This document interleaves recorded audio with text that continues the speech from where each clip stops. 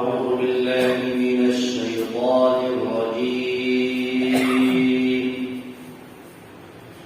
بسم الله الرحمن الرحيم. إن الذين يكتمون ما أنزلنا من البينات والهدى من بعد ما بيناه للناس في الكتاب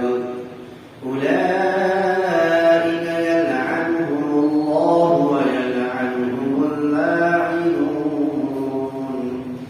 إلا الذين تابوا وأصلحوا وبينوا فأولئك أتوب عليهم وأنا التواب الرحيم. إن الذين كفروا وماتوا وهم كفار أولئك عليهم لعنة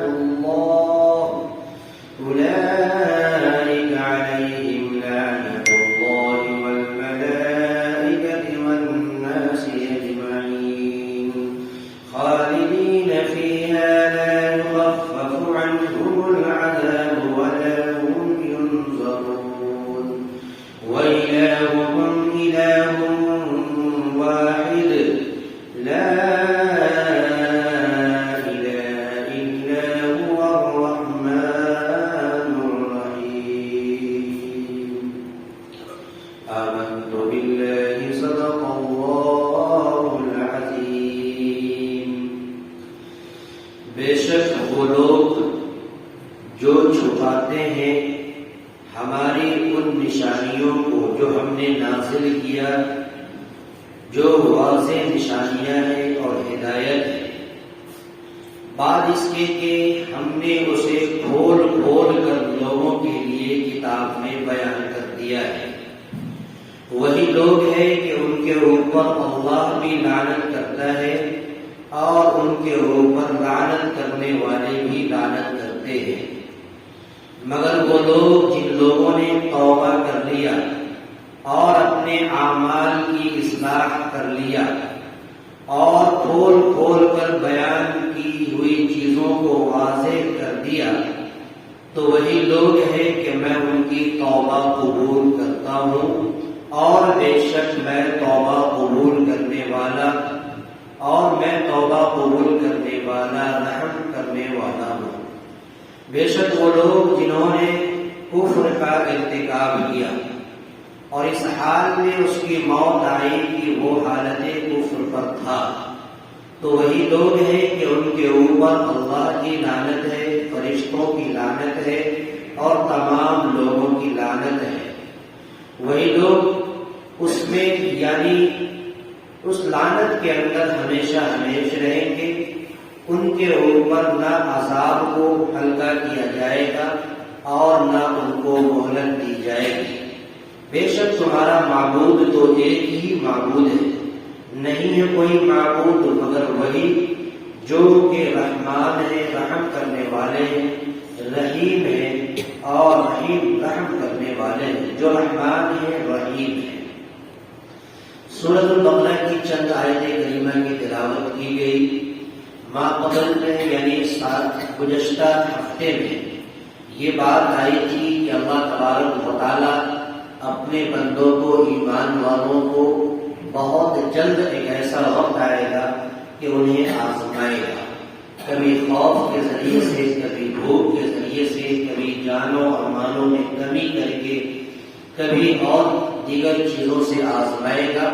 لیکن تمام آزمائش پر صبر کرنے والا ہی اللہ تبارک و تعالیٰ کے نزدیک زیادہ محبوب کہلاتا ہے، اور وہی لوگ ہیں جو صبر کا دامن تھام کے رکھتا ہے. یہاں پہ ایک نیا مضمون شروع کر رہے ہیں. پچھلی جتنی چیزوں کو بیان کیا، اب یہاں پر کہہ رہے ہیں کہ وہ لوگ جنہوں نے ہماری واضح دلیلوں کو اور ہدایتوں کو جو ہم نے کھول کھول کر لوگوں کے سامنے بیان کیا ہے، اگر ان تمام باتوں کو وہ چھپاتے ہیں، کتمان علم کرتے ہیں، یعنی اپنے علم کو چھپاتے ہیں جاننے کے باوجود، تو ایسے لوگوں پر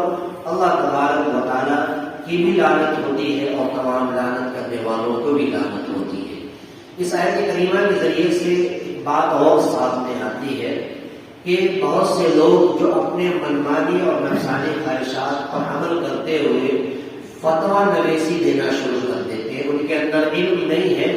لیکن اپنے نااہلی کی بنیاد پر کچھ باتیں دین کے معاملے میں گھسیڑنے کی کوشش کرتے ہیں۔ ان کو اس چیزوں سے پرہیز کرنا چاہیے، بچنا چاہیے، اور جن کے اندر اگر اللہ نے علم دیا ہے وہ جاننے کے باوجود بھی، وہ جانتا ہے سب کچھ جاننے کے باوجود بھی اگر وہ اپنے علم کو چھپاتا ہے تو اللہ کے رسول صلی اللہ علیہ وسلم کا فرمان ہے کہ جو شخص اب ایسا علم جسے وہ خود جانتا ہے اور کوئی سوال کرے ان سے پوچھے اور وہ نہ بتائے تو ایسے شخص کو، یعنی وہ اپنے علم کو چھپاتا ہے، تو کل قیامت کے دن اس کے منہ میں جو ہے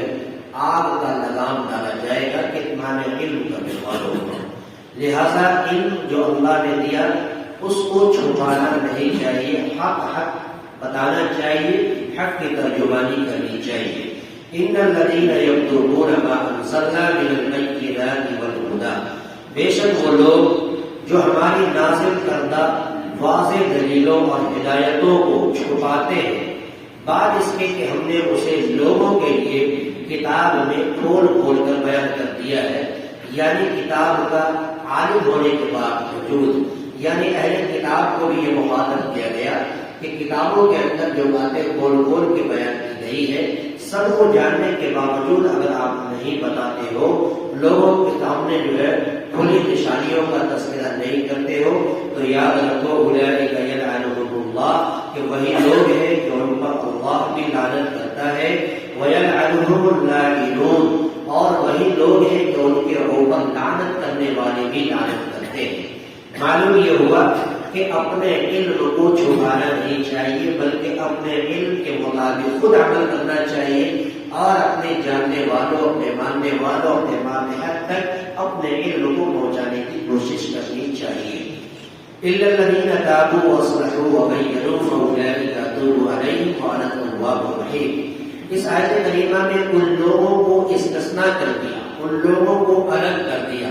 کہ جن لوگوں نے اللہ سے توبہ کر لیا، جنہوں نے اپنی ذات سے توبہ کر لیا اور اپنے اعمال کی اصلاح کر لیا اور اللہ کے بیان کی ہوئی واضح نشانیوں کو کھول کر بیان کر دیا، یعنی ان کو ایکسپٹ کر لیا، قبول کر لیا، تو ایسا شخص ہے کہ اللہ تبارک و تعالیٰ اس کے اوپر متوجہ ہوتے ہیں، ان کی توبہ کو قبول کرتے ہیں، اور ظاہر سی بات ہے کہ دنیا کے اندر اللہ کے علاوہ کوئی ذات ایسی نہیں ہے جو توبہ قبول کرے اور بندوں کے اوپر رحم و کرم کا معاملہ کرے، وہ ذات صرف پروردگار عالم کی ہی ذات ہے۔ الا الذین تابوا، مگر وہ لوگ جن لوگوں نے توبہ کر دیا، واصلحوا، اور اپنے اعمال کی اصلاح کر لیا، یعنی اپنے جیتے زندگی، اپنے اعمال کے، اپنے معاملات کے اور اپنے روزمرہ کی زندگی کی جو مشغولیات ہیں ان تمام چیزوں کی اگر وہ اصلاح کر لیا، وہ بینوا، اور جو اللہ تبارک و تعالیٰ نے بیان کیا ہے ان تمام بیان کردہ فرمان کو واضح طور پر انہوں نے خود قبول کر دیا، بیان کر دیا، تو اللہ تبارک و تعالیٰ فرماتے ہیں فاولئک اتوب علیہم، کہ وہی لوگ ہیں کہ ان کی توبہ کو میں قبول کرتا ہوں، وانا التواب الرحیم، اور میں توبہ قبول کرنے والا اور رحم کرنے والا ہوں۔ ان الذين كفروا وماتوا وهم كفار اولئك عليهم لعنة الله والملائكة والناس اجمعين۔ اس آیت کریمہ کے اندر ان لوگوں کو مخاطب کیا کہ جن لوگوں نے اپنے جیتے زندگی کفر کا ارتکاب کیا، کافر بنے، اللہ کی آیتوں کے منکر ہوئے، اللہ تبارک و تعالیٰ کے فرمان کا انکار کیا، اور اسی حالت کفر کے اندر اس کی موت ہو گئی، یعنی اس کی آخری سانس انہوں نے جو ہے حالت کفر پر لیا، تو ایسی صورت میں اللہ تبارک و تعالیٰ فرماتے ہیں کہ ایسے لوگوں کے اوپر اللہ کی بھی لعنت ہوتی ہے، فرشتوں کی لعنت ہوتی ہے، تمام انسانوں کی لعنت ہوتی ہے، اور تمام لوگوں کی لعنت ہوتی ہے۔ اس لیے ہمیشہ آدمی کو اپنی زندگی کی فکر کرنی چاہیے اور ہمیشہ اللہ سے ڈرتے رہنا چاہیے کہ پتہ نہیں پوری زندگی گزری حالت ایمان کا کون سا ایسا دوست ہماری زندگی ہمارے نقل و حرکت سے شامل ہو جائے کہ ہماری موت حالت کفر پر ہو جائے، تو پھر نہ دنیا ہماری درست ہوگی اور نہ آخرت میں ہمیں کچھ ملے گا۔ اس لیے ہمیشہ اللہ سے ڈر کر زندگی گزارنا چاہیے۔ ان الذین کفروا، بے شک جن لوگوں نے کفر کا ارتکاب کیا، وماتوا وهم کفار، اور حالت کفر کے اندر ان کی موت آئی، اولئک علیہم لعنۃ اللہ، وہی لوگ ہیں جن کے اوپر اللہ کی لعنت ہے، والملائکۃ، اور فرشتوں کی لعنت ہے، والناس اجمعین، اور تمام انسانوں کی ان کے اوپر لعنت ہے، خالدین فیہا، ایسے ہی لوگ ہیں جنہوں نے کفر کے ساتھ اپنی زندگی کی آخری سانس لی اور اللہ تبارک و تعالیٰ کی آیتوں کا فرمان کا انکار کیا، ایسے لوگ ہمیشہ اسی لعنت کے اندر رہیں گے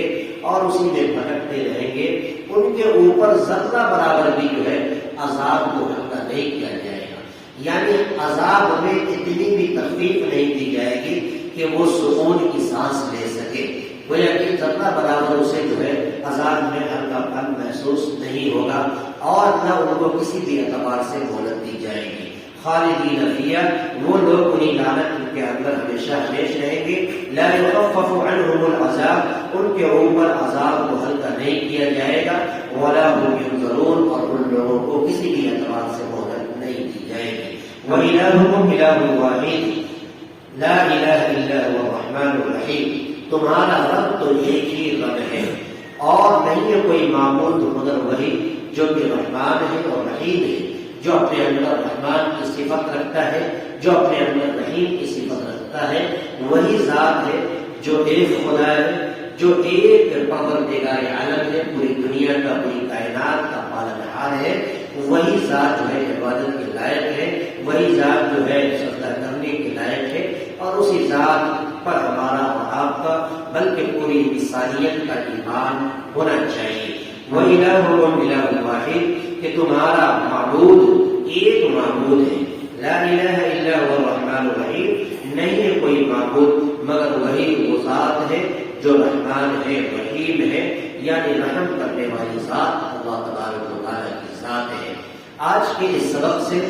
آج کے درس قرآن سے ہمیں اور آپ کو یہ پیغام ملا کہ ہمیشہ زندگی کے ہر موڑ پر اللہ تبارک و تعالیٰ سے توبہ اور استغفار کرتے رہنا چاہیے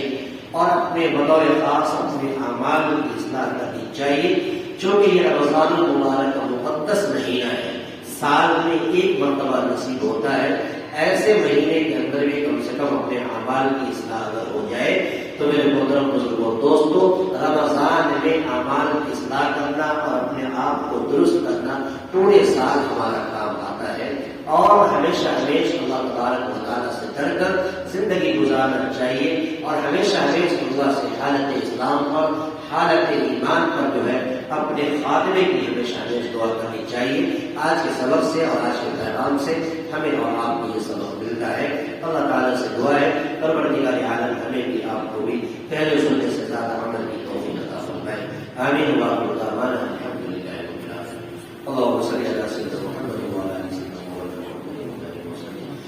ربنا آتنا في الدنيا حسنة وفي الآخرة حسنة يا إله العالمين والكريم والكريم پروردگار عالم، اے اللہ قرآن مقدس قرآن پاک کا درس ہوا، اے اللہ چند آیت کریمہ کو پڑھا گیا، اے اللہ ترجمہ سنا گیا، مختصر تفسیر وضاحت سنی گئی، اے اللہ تمام فرمودات پر ہم سب کو عمل پیدا ہونے کی توفیق رحمت فرما، اے اللہ قرآن کے فرمودات، قرآن کی عظمت کو سینے میں محفوظ کرنے کی توفیق عطا فرما، اے اللہ ہم سب کو ہمیشہ اے اللہ حالت ایمان پر اے اللہ زندگی گزارنے کی توفیق عطا فرما، اے اللہ ہم سبوں کو جب بھی خاتمہ فرما تو خاتمہ بالخیر اور حالت ایمان پر خاتمہ عطا فرما، اے اللہ رمضان المبارک کے اس مبارک مقدس مہینے میں ہم سب نے اور جن لوگوں نے شرکت کی درس قرآن کے اندر، اے اللہ تمام لوگوں کو درس قرآن کے سبق کی محبت عطا فرما، قرآن سے ہم سبوں کا رشتہ مضبوط عطا فرما، اے اللہ قرآن سے ہم سب کا رشتہ تا قیامت اور تا حیات اے اللہ باقی اور صالح فرما، اے اللہ قرآن کی عظمت ہمارے دلوں میں محفوظ فرما، بقیہ رمضان مبارک کے جو ایام ہیں اے اللہ تمام ایام کی ہم سبوں کو قدر کرنے کی توفیق عطا فرما۔ رحمت فرما. مولا ہمارے روزے کو قبول فرما, ہماری تراویح کو قبول فرما, ہمارے ذکر و اذکار کو, قرآن پاک کی تلاوت کو قبول و منظور فرما, ہماری دعاؤں کو اپنے حبیب پاک صلی اللہ علیہ وسلم کی فیض و قبول عطا فرما. ربنا تقبل منا انك انت السميع العليم وتب علينا انك انت التواب الرحيم. وصلى الله تعالى على خير خلقه محمد وعلى اله وصحبه اجمعين برحمتك